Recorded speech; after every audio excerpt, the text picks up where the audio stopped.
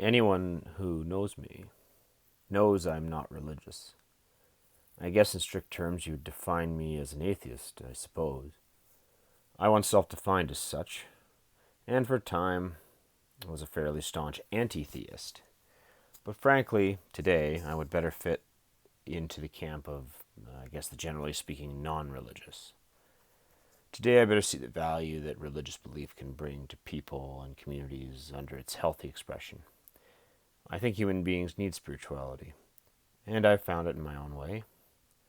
I don't require a supernatural belief to find deeper meaning and value in life, but I found it, and doing so allowed me to better understand the value of the religious beliefs that others have.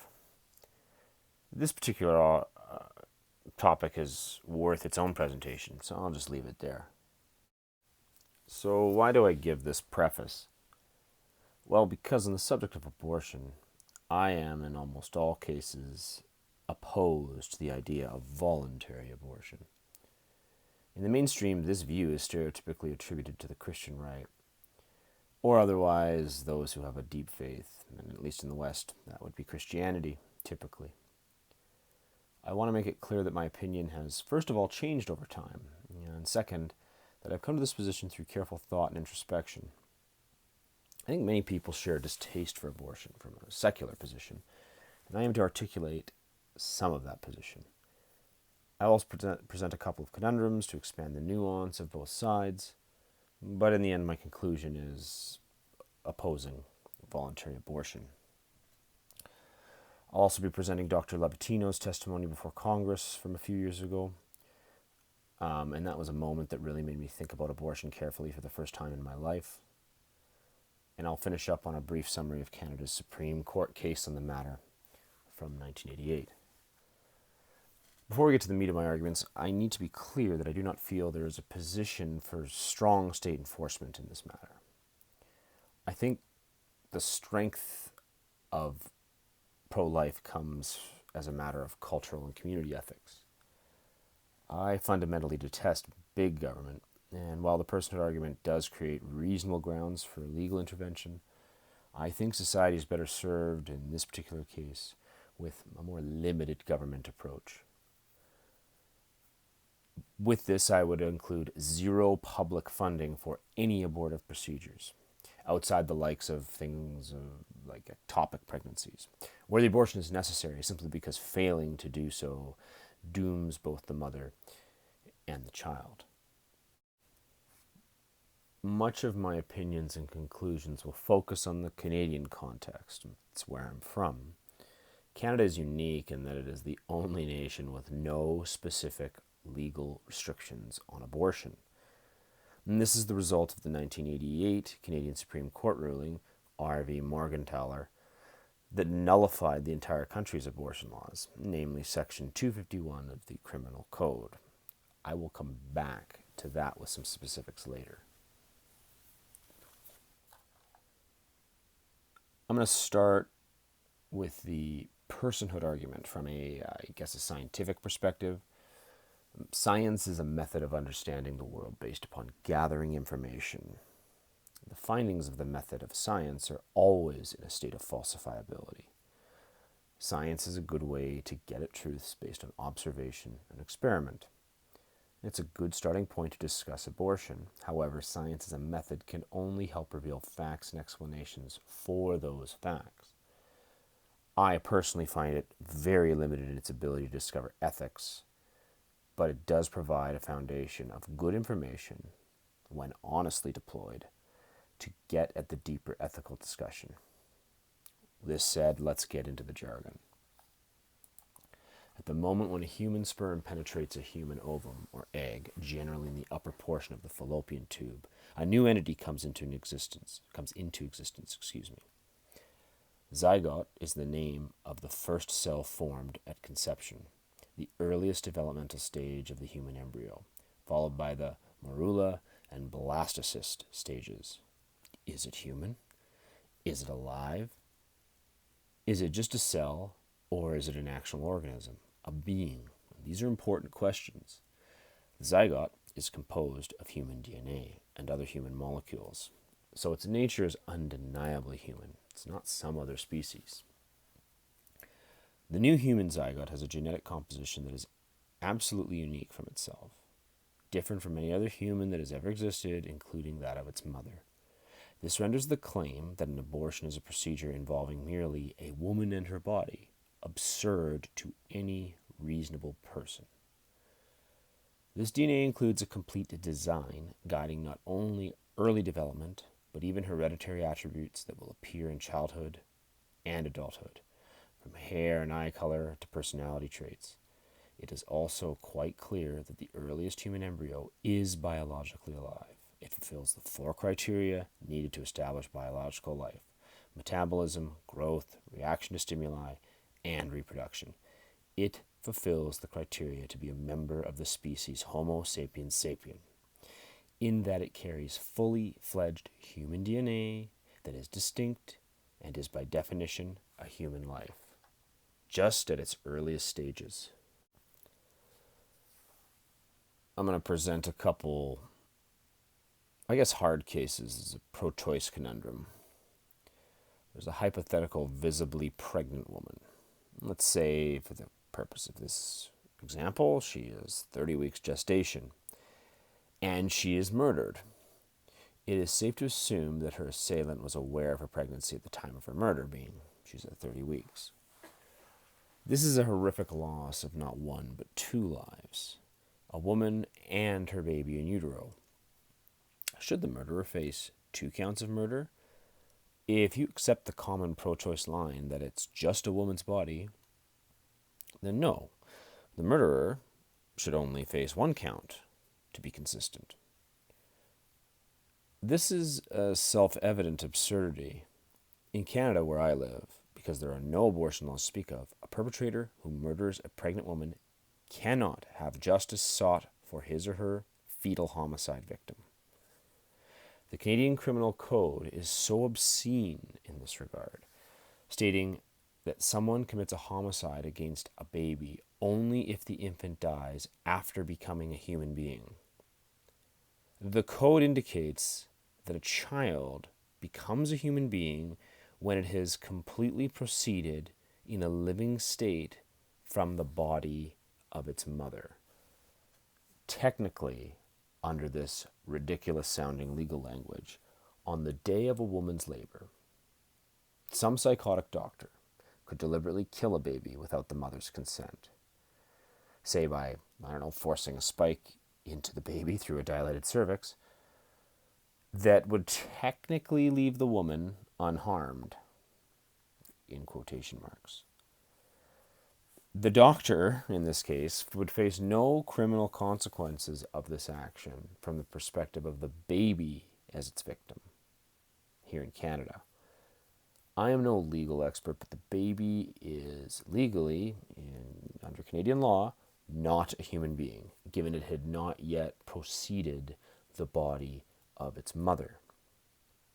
So only the mother would be the victim of this heinous crime. The doctor could maybe be charged with assault and battery, presumably, but the killing of the baby would come under no legal consequences of any kind insofar as the law is written.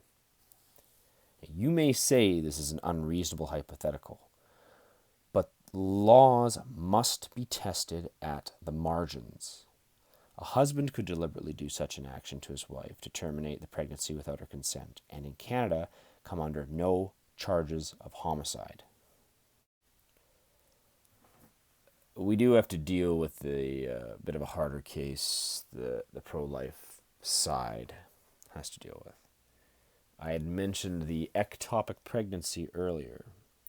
That's when a fertilized egg attaches to the inside of the fallopian tube instead of the uterine wall. This is not that hard a case, in all honesty, as the pregnancy actually needs to be terminated because the mother's going to die not too far into the pregnancy itself, and the fetus will obviously go with it. The real hard cases deal more with rape, in my opinion. Say you have a hypothetical 12-year-old girl who is pubescent and raped by her uncle, and she becomes pregnant. should this 12-year-old have to have this baby? And this is a conundrum indeed. The 12-year-old did not and cannot consent to sexual intercourse.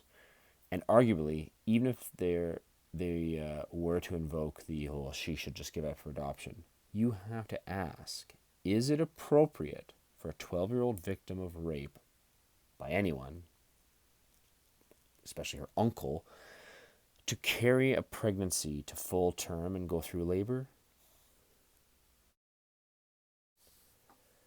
When it comes to second and third trimester abortions, I think this is an area where, when asked to ordinary people in good faith, there's going to be some sort of consensus about abortion restriction that can be arrived at. I personally find abortions at both these stages like egregious and completely detestable. I don't like them in the first trimester, granted, but I really am disgusted by these ones. Some years ago, in fact, my thoughts were swayed heavily on the whole matter of abortion, really for the first time, because I happened upon Dr. Levatino's testimony before U.S. Congress. Dr. Anthony Levatino testified in 2015 before a congressional hearing in the United States regarding Planned Parenthood. He is a board-certified obstetrician gynecologist and received his medical degree from Albany Medical College in Albany, New York in 1976. And he completed his OBGYN residency training at Albany Medical Center in 1980. As of his testimony, he had an established 35-year career practicing obstetrics and gynecology in both private and university settings. From 1993 until September 2000, he was an associate professor of OBGYN at the Albany Medical College, serving at different times as both a medical student director and a residency program director. He was also a private practitioner and operated, at the time of his testimony, a solo gynecology practice in Las Cruces, New Mexico. I probably murdered that pronunciation. I came across this testimony by happenstance a few years ago online, and it really got me to think about the ethics of voluntary abortion much deeper than ever before. I was a bit of a fence-sitter on the matter with no strong opinion prior, and it was kind of a combination of having children of my own, kind of took me off the staunch pro-choice position that I did have before, I guess. But I was fairly ambivalent to the issue up until that particular point of experiencing this testimony. The deeper perspective offered by this testimony and my own subsequent introspection from it that I took really made me feel strongly about my ethical stance on the matter, which I'd hitherto hadn't thought too much about. I would recommend pulling this testimony up, as it is available on YouTube, probably BitChute and other hosting sites. It was powerful enough for me that I'm going to read it aloud out here verbatim, but I'd recommend you listen to him go over it in his own words. It's pretty impactful. Now quoting Dr. Levatino. During my residency training and during my first 5 years of private practice, I performed both first and second trimester abortions. During my residency in the late 1970s, second trimester abortions were typically performed using saline infusion or, occasionally, prostaglandin instillation techniques. These procedures were difficult, expensive, and necessitated that the patients go through labor to abort their preborn children. By 1980, at the time I entered private practice, first in Florida and then in upstate New York, those of us in the abortion industry were looking for a more efficient method of second trimester abortion. The suction Dini procedure offered clear advantages over the older installation methods. The procedure was much quicker and never ran the risk of a live birth. Understand that my partner and I were not running an abortion clinic. We practiced general obstetrics and gynecology, but abortion was definitely part of that practice. Relatively few gynecologists in upstate New York would perform such a procedure, and we saw an opportunity to expand our abortion practice. I performed first trimester suction D&C abortions in my office up to 10 weeks from last menstrual period, and later procedures in an outpatient hospital setting from 1981 through February 1985. I performed approximately 1,200 abortions. Over 100 of them were second trimester suction D&E procedures up to 24 weeks gestation. Imagine, if you can, that you are a pro-choice obstetrician gynecologist, like I once was. Your patient today is 24 weeks pregnant. At 24 weeks from last menstrual period, her uterus is 2 finger breadths above the umbilicus. If you could see her baby, which is quite easy on an ultrasound, she would be as long as your hand, plus a half from the top of her head to the bottom of her rump, not counting the legs. Your patient has been feeling her baby kick for the last month or more, but now she is asleep on an operating room table, and you are able to help her with her problem pregnancy. The first task is to remove the laminaria that had earlier been placed in the cervix to dilate it sufficiently to allow the procedure you are about to perform. With that accomplished, direct your attention to the surgical instruments arranged on a small table to your right. The first instrument you reach for is a 14 French suction catheter. It is a clear plastic tube about 9 inches long. It has a bore through the center approximately 3/4 of an inch in diameter. Picture yourself introducing this catheter through the cervix and instructing the circulating nurse to turn the suction machine, which is connected through the clear plastic tubing to the catheter. What you will see is a pale yellow fluid that looks a lot like urine coming through the catheter into a glass bottle of the suction machine. This is the amniotic fluid that surrounded the baby to protect her. With suction complete, look for your Sofer clamp. This instrument is about 13 inches long and made of stainless steel. At the business end are located jaws about 2.5 inches long and about 3/4 of an inch wide, with rows of sharp ridges or teeth. This instrument is for grasping and crushing tissue. When it gets a hold of something, it does not let go. A second trimester D&E abortion is a blind procedure. The baby can be in any orientation or position inside the uterus. Picture yourself reaching in with the Sofer clamp and grasping anything you can. At 24 weeks gestation, the uterus is thin and soft, so be careful not to perforate or puncture the walls.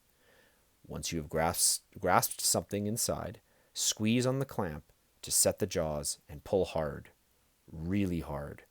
You feel something let go, and out pops a fully formed leg about 6 inches long. Reach in again and grasp whatever you can. Set the jaw and pull really hard once again, and out pops an arm about the same length. Reach in again and again with that clamp and tear out the spine, intestines, heart, and lungs. The toughest part of a D&E abortion is extracting the baby's head. The head of a baby that age is about the size of a large plum and is now free floating inside the uterine cavity. You can be pretty sure you have a hold of it if the Sofer clamp is spread about as far as your fingers will allow. You will know you have it right when you crush down on the clamp and you see white gelatinous material coming through the cervix. That was the baby's brains. You can then extract the skull pieces. Many times the little face will come out and stare back at you. Congratulations! You've just successfully performed a second trimester suction D&E abortion. You just affirmed her right to choose. For abortions from 24 weeks to near term, the most commonly used procedure today is called the mold technique. The name is an acronym of the names of the drugs and devices used to accomplish it, namely M, misoprostol, O, oxytocin, L, laminaria, and D, digoxin. While I have no personal experience in the technique, I believe that hearing from the doctors themselves who perform it is most instructive. Coming out of the quote for a moment, he then goes on to indicate showing a brief video that demonstrates how abortionists at Southwest Women's Options in Albuquerque handle this procedure. Okay, back to the quotation. I want to make a comment on the necessity and usefulness of utilizing second and third trimester abortion to save women's lives. I often hear the argument having late-term abortions legal is necessary to save women's lives in cases of life-threatening conditions that can and do arise in pregnancy.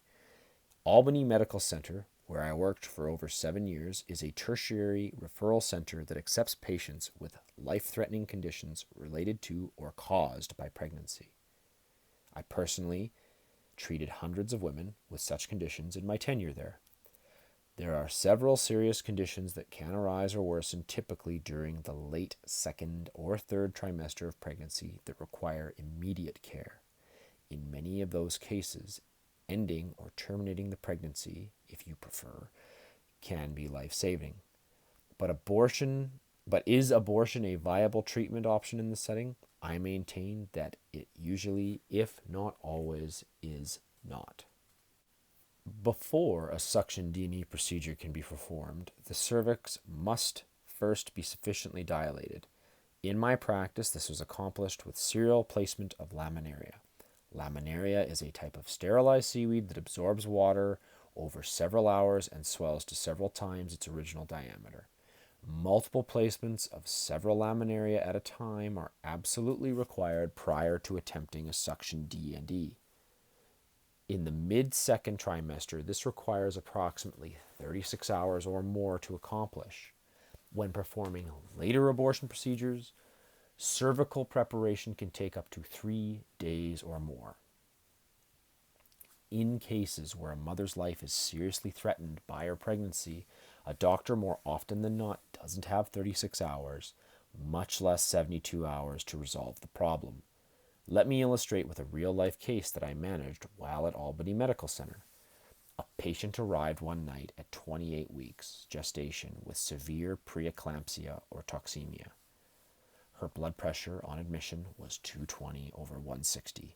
As you are probably aware, a normal blood pressure is approximately 120 over 80.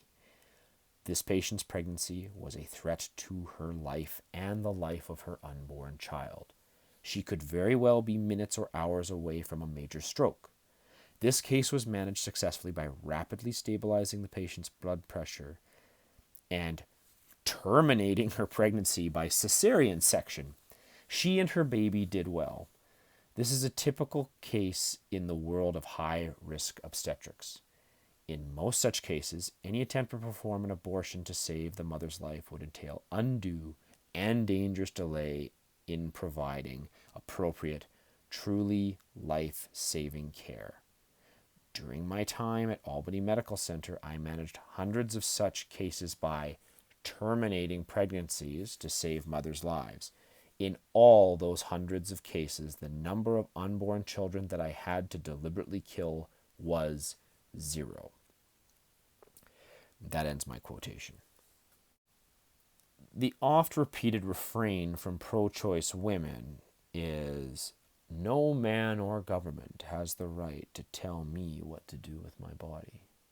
Well, in reflecting on this, when an individual's arms, legs, brain, skull, and spine are pulled out one by one, then whose body is it really? A female's right to choose? What if the fetus is female? To be consistent, it's her body, her choice. Where was her right to choose? Prior to 1969, all abortion was illegal in Canada. In 1969, the Criminal Law Amendment Act, 1968-69, legalized abortion as long as a committee of doctors certified that continuing the pregnancy would likely endanger the woman's life or health. In 1988, the Supreme Court of Canada ruled in R.V. Morgentaler that existing law was unconstitutional and struck down the 1969 law. Any abortion discussion, in Canada especially, is quickly co-opted by radical leftists, especially feminists, who have made a successful strategy of shouting down debate on the matter in Canada. The Canadian media has become mostly composed of these leftist types, and so the perceived cultural shift against abortion is very skewed in media presentations. It's been said that about 40% of Canadians are ethically against abortion. I believe that number is actually higher.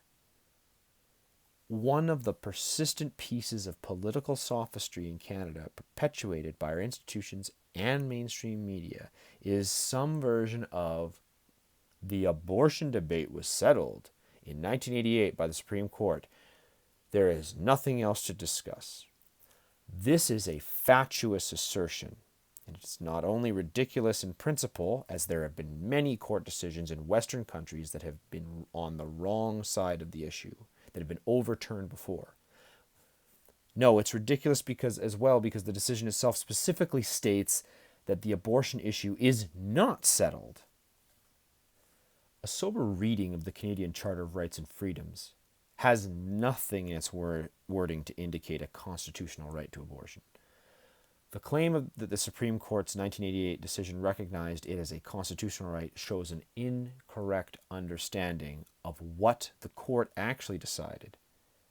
The Osgoode Hall law professor, Shelley Gavigan, wrote shortly after the 1988 ruling, quote, "The Supreme Court's decision, profound as it was, did not confirm the existence of a right to abortion in Canadian women, nor did it offer any resolution of the abortion issue." End quote. Madam Justice Wilson interpreted the Section 7 Charter rights much more broadly than did the other Supreme Court justices. For reference, Section 7 of the Canadian Charter states, "Everyone has the right to life, liberty, and the security of person, and the right not to be deprived thereof, except in accordance with the principles of fundamental justice." Morgentaler decision.ca details, unlike the other two majority judgments which focused on procedural problems with Section 251 of the Criminal Code at the time, and how the administrative procedures violated the security of the person, Wilson's decision went beyond the procedural problems of the law and dealt with the substantive issue of a right to abortion. She decided that Section 7 gives pregnant women a right to choose to terminate their pregnancies. The decision whether or not to terminate the pregnancy was treated as a protected aspect of women's liberty.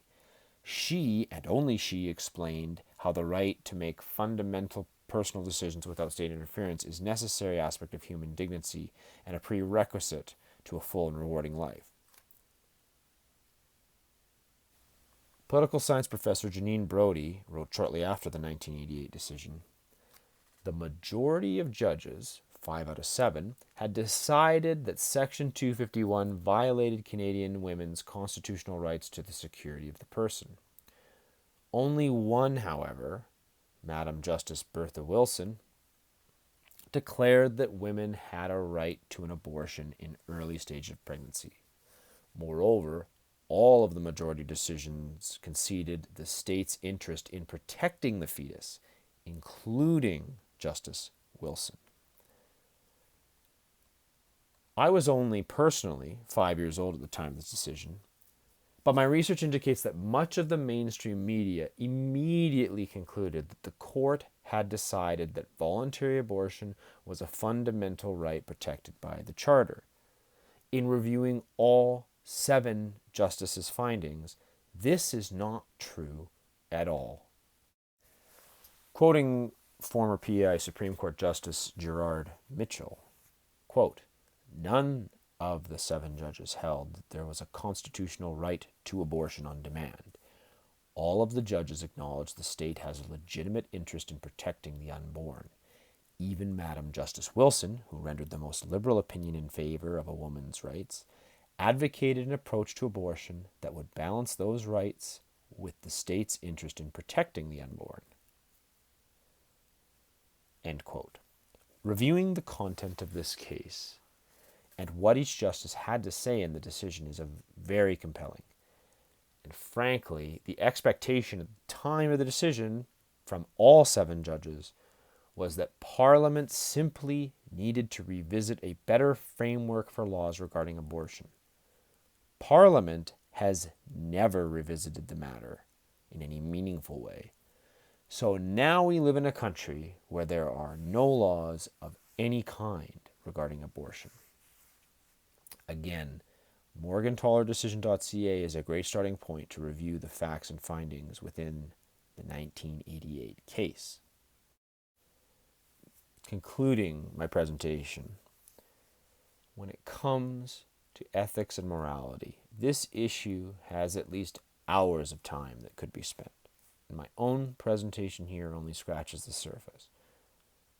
This discussion is always seemingly subject to polarization, straw man arguments, bad faith discourse, and often devolves into violent and bullying shouting matches.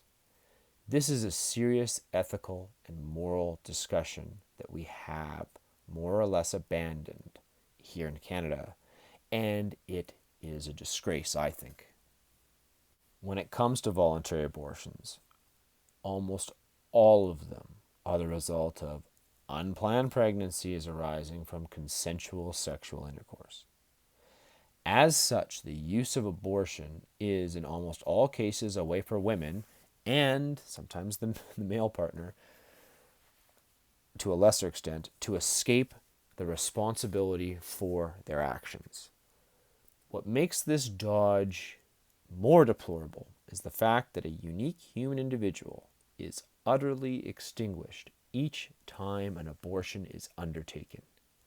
In other words, because you made a choice that resulted in an unwanted consequence, a murder, yes, a murder, is committed for you to avoid responsibility for your actions.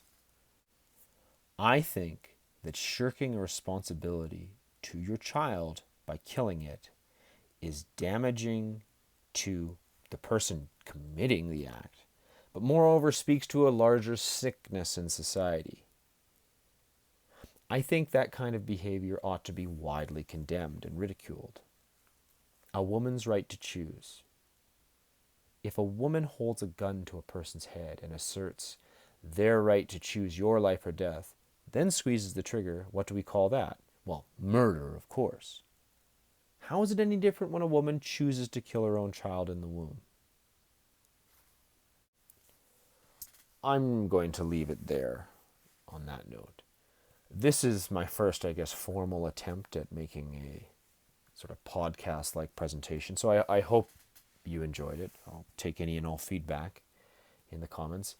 Please follow me on BitChute and YouTube. I prefer you follow me on BitChute, as I believe it's YouTube is censoring creators. But I appreciate your support. Like, subscribe, ring the bell, all that. Take care, everyone.